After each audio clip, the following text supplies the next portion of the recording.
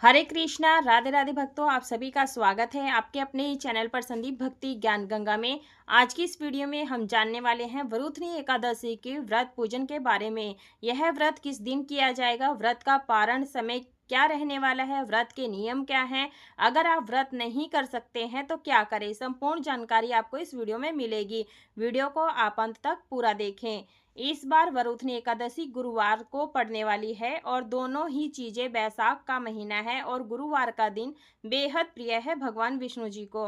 लोग वरुथनी एकादशी का व्रत करेंगे। अगर वह केले का भोग लगा रहे हैं भगवान को तो उन्हें स्वयं केला नहीं खाना है। भक्तों, ये जो पूजन है आप अपने घर के मंदिर में भी कर सकते हैं, अलग से चौकी लगा करके भी इस पूजन को कर सकते हैं। चौकी के ऊपर लाल या पीला वस्त्र बिछाएं, तिल का आसन दे करके माता महालक्ष्मी जी का भगवान विष्णु के संयुक्त चित्र को स्थापित करेंगे, गणेश जी को भी विराजमान करेंगे।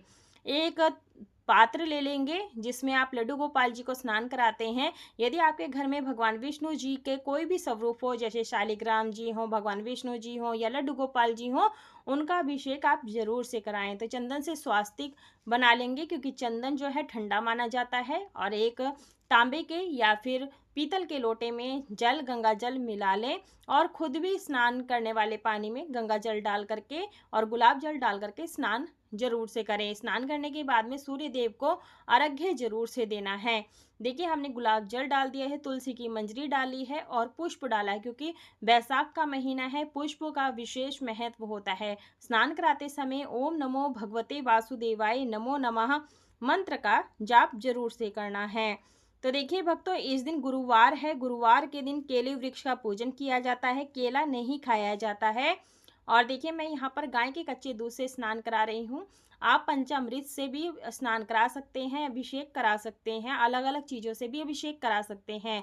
फिर से हम शुद्धोदक स्नान कराएंगे ओम नमो भगवते वासुदेवाय नमो नमः मंत्र का जाप करते हुए। भक्तों, एकादशी के दिन अखंड दीपक जलाना बहुत ही शुभ रहता है। और एकादशी वाले दिन या प्रतिदिन आप दहलीज पूजा, तुलसी पूजा आपने जरूर से करनी है। हम यहाँ पर अंग पोषण कर देंगे और जो जल है ये तुलसी के पौधे में डाल देंगे। और इत्र की सेवा आप जरूर से दें। आप खस का, गुलाब का, चमेली का, मोगरे का इत्र जरूर से लगाएं क्योंकि ये ठंडे इत्र माने जाते हैं। पद्म पुराण के अनुसार एकादशी, वरुथनी एकादशी का व्रत करने से उतना पुण्य प्राप्त होता है जितना कन्यादान, जप और यज्ञ आदि करने से मिलता है। यह एकादशी परलोक और इस लोक में सौभाग्य प्रदान करने वाली है। तो देखिए, एकादशी के दिन पीले रंग का विशेष महत्व होता है। तो लड्डू गोपाल जी को नेट का या कॉटन के पीले पोशाक जरूर से पहनाएं। श्रृंगार अच्छा सा करें, हल्का हल्का श्रृंगार करना है क्योंकि गर्मियां बहुत हो जाती हैं, गर्मियां हो गई हैं। तो देखिए, देखिए वरुथनी एकादशी तिथि पर भगवान विष्णु की आराधना के लिए सर्वश्रेष्ठ मानी गई है। वर्ष में आने वाली 24 एकादशियों में बैसाख मास के कृष्ण पक्ष की एकादशी को वरुथनी एकादशी कहा जाता है। यह तिथि न केवल आध्यात्मिक उन्नति का माध्यम है बल्कि सांसारिक जीवन में सुख, समृद्धि और सौभाग्य का आशीर्वाद देने वाली मानी गई है। भक्तों, वैशाख मास भगवान विष्णु को अत्यंत प्रिय होता है। जैसे कार्तिक का महीना अत्यंत प्रिय होता है, वैसे ही भगवान विष्णु को वैशाख का महीना अत्यधिक प्रिय होता है। बैजंती की माला पहनाइए, फूलों का आसन देख करके, तिलों का आसन देख करके हम अपने लड्डू गोपाल जी को विराजमान करेंगे। और देखिए, हमने हमारे लड्डू गोपाल जी का श्रृंगार आपको कैसा लगा कमेंट बॉक्स में जरूर बताइएगा। चंदन का टीका हमने लगा दिया है ताकि उनको ठंडक मिलती रहे। एक प्लेट में हम सफ़ेद या काले तिल रख लेंगे, इसके ऊपर हम तिल के तेल का या फिर देसी घी का दीपक प्रज्वलित करना है। तो देखिए भक्तों, एकादशी तिथि तो स्वयं श्री हरि विष्णु को समर्पित है, अतः जब ये दोनों संयोग में आते हैं तब उसका महत्व कई गुना बढ़ जाता है। और देखिए भक्तों, वरुथनी एकादशी का व्रत पूजा करने का शुभ मुहूर्त क्या रहता है, व्रत का पारण क्या रहेगा, वो आपको संपूर्ण शुभ मुहूर्त आपको डिस्क्रिप्शन में मिल जाएगा। हमारी शॉर्ट वीडियो में भी आपको मिल जाएगा, आप जरूर चेकआउट कर लीजिएगा। लिंक आपको डिस्क्रिप्शन में मिल जाएगा। और और जो शुभ मुहूर्त है वो भी डिस्क्रिप्शन में मिल जाएगा। स्नान कराने के बाद में हम भगवान विष्णु जी को लड्डू, गणेश भगवान को जो है जनेऊ समर्पित करेंगे। और देखिए आज के दिन गौ माता का पूजन आपको जरूर से करना है। अगर आपके आसपास गौशाला है तो वहां जाकर के गौ माता को हरा चारा जरूर से खिलाना है। तिल और पुष्प लेकर के संकल्प ले सकते हैं कि हे गणेश भगवान, हे माता महालक्ष्मी, भगवान विष्णु जी, हमारा व्रत जो है निर्विघ्न संपन्न हो जाए, आप ऐसी कृपा कीजिए और अपना चौकी पर विराजमान हो जाए, हमें पूजा करने का सौभाग्य प्रदान करे। ऐसे बोलते हुए अक्षत पुष्प जो है यानी तिल और पुष्प भगवान के चरणों में हम यहाँ पर छोड़ देंगे। तो देखिए भक्तों, पद्म पुराण के अनुसार वरुथनी एकादशी का व्रत करने से उतना पुण्य प्राप्त होता है जितना कन्यादान और यज्ञ जप तप करने से। और देखिए भक्तों, मनुष्य वरुथनी एकादशी का व्रत करके विद्या दान का फल प्राप्त कर लेता है। विशेष रूप से यह व्रत उन लोगों के लिए अत्यंत शुभकारी लाभकारी माना गया है जो जीवन में किसी सांसारिक, शारीरिक, मानसिक या आर्थिक कष्ट से गुजर रहे हों। इसके प्रभाव से साधक को न केवल सांसारिक सुखों की प्राप्ति होती है बल्कि उसे अतः भगवान विष्णु के लोक वैकुंठ की भी प्राप्ति होती है। तो हम यहाँ पर चंदन रोली से टीका लगा देंगे और तिल सभी को समर्पित कर देंगे। देखिए भक्तों, पौराणिक कथा के अनुसार प्राचीन काल में मंधाता नामक एक राजा नर्मदा नदी के तट पर तपस्या कर रहे थे।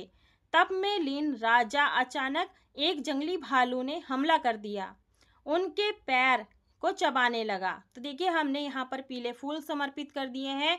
देखिए फूलों की व्यवस्था आप जरूर से कर लीजिएगा क्योंकि फूल जो होते हैं ठंडे होते हैं और ये भगवान को शीतलता प्रदान करते हैं।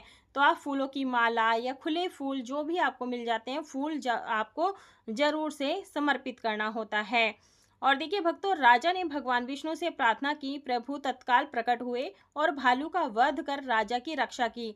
लेकिन राजा का पैर नष्ट हो चुका था जिससे वे अत्यंत दुखी थे। तब भगवान ने उन्हें वरुथनी एकादशी का व्रत करने का परामर्श दिया। राजा ने विधि पूर्वक व्रत किया, वराह अवतार की पूजा की और व्रत के प्रभाव से उनका शरीर पुनः सुंदर हो गया।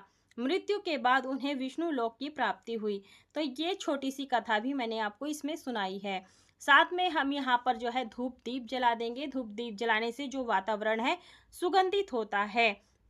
और देखिए भक्तों, जरूर से आप रंगोली जरूर बनाएं। चौकी के पास गणेश भगवान जी को हम भोग अलग से रखेंगे, जल का भोग लगाएंगे, पंचमेवे का भोग लगाएंगे, जो भी आपको ऋतु फल मिलता है उसका भोग आपने जरूर से लगाना है।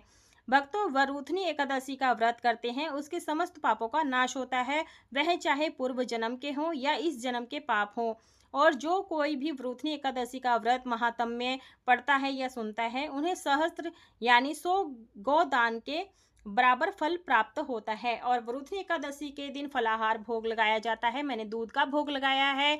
और देखिए खरबूजे का, ककड़ी का, केले का भोग आप लगा सकते हैं, पंचमेवे का भोग लगा सकते हैं, जो आप पानी वाले फलों का भी भोग लगा सकते हैं, खीरा, ककड़ी, मतलब इसमें अन्न का भोग आपको नहीं लगाना है। और तुलसी पत्र आपने जरूर से डालना है।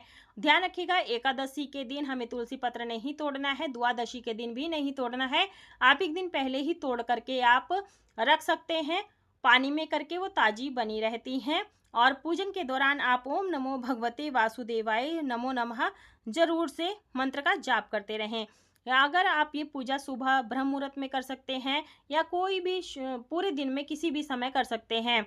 और देखिए शाम के समय प्रदोष काल में भी कर सकते हैं, गोधूली बेला में। तिल और पुष्प लेकर के हमें यहाँ वरुथनी एकादशी की व्रत कथा कहानी को पढ़ना या सुनना चाहिए। आप यहाँ पर विष्णु सहस्त्र नाम का भी पाठ कर सकते हैं, लक्ष्मी चालीसा, विष्णु चालीसा या लक्ष्मी नारायण के मंत्रों का भी जाप कर सकते हैं। और यहाँ पर जो है तिल पुष्प भगवान के चरणों में छोड़ देंगे, क्षमा प्रार्थना कर लेंगे। तो देखिए जो एकादशी का व्रत होता है 10वीं तिथि से शुरू हो जाती है। सूर्यास्त के पहले हमें खा लेना चाहिए और शुद्ध सात्विक रह करके भोग प्रसाद खाना चाहिए। एकादशी के दिन व्रत रखना चाहिए। द्वादशी के दिन दान पुण्य करने के बाद शुभ मुहूर्त में ही व्रत का पारण करना चाहिए। अंत में हमें यहाँ पर आरती करनी होती है। तो आप यहाँ पर ओम नमो भगवते वासुदेवाय नमो नमः मंत्र का जाप करते हुए आरती उतार सकते हैं या फिर श्रीमन्नारायण नारायण हरि हरि ऐसे बोलते हुए भी आरती गा सकते हैं। अगर कुछ भी नहीं आता तो ओम की आकृति में आरती को घुमाएं, ये भी आपकी आरती संपूर्ण मानी जाती है। अगर आप व्रत नहीं भी करते हैं ना, तो आप पूजा ज़रूर करें, कथा को आप ज़रूर सुनिएगा। इससे जो है ना व्रत का संपूर्ण लाभ प्राप्त होगा। तो इसी तरह से जल लेकर के सभी चीज़ों को मिनस देंगी, मिनसने से जो भोग प्रसाद होता है, भगवान सहज स्वीकार कर लेते हैं। और जैसा कि किसी भी तरह का तामसिक भोजन नहीं करना है, उन्हें मांस मदिरा का, प्याज लहसुन मसूर दाल, कटहल की सब्जी, मूली गाजर नहीं खाना चाहिए, चावलों का सेवन भी नहीं करना चाहिए और ना ही दान देना चाहिए, ना ही खाने को बनाना चाहिए। और देखिए दक्षिणा जरूर से निकाल देंगे, पूजा में कोई भी कमी रहती है दक्षिणा से परिपूर्ण हो जाती है। आपकी पूजा सुबह में भी कर सकते हैं, शाम के समय गोधूली वेला में भी इस पूजन को कर सकते हैं। तो ये जो व्रत होता है फलाहार व्रत पूजन होता है, आप जरूर से कीजिएगा। और देखिए अपने सुविधा के अनुसार इस व्रत पूजन को कर सकते हैं। वीडियो पसंद आई है तो वीडियो को लाइक कीजिएगा, ज़्यादा से ज़्यादा शेयर कीजिएगा। चैनल पर नए हैं चैनल को सब्सक्राइब कर लीजिएगा। फेसबुक इंस्टाग्राम पर फॉलो कीजिएगा। व्हाट्सअप चैनल भी है, उसका लिंक आपको डिस्क्रिप्शन में मिल जाएगा। कमेंट बॉक्स में हरे कृष्णा राधे राधे अवश्य लिखें।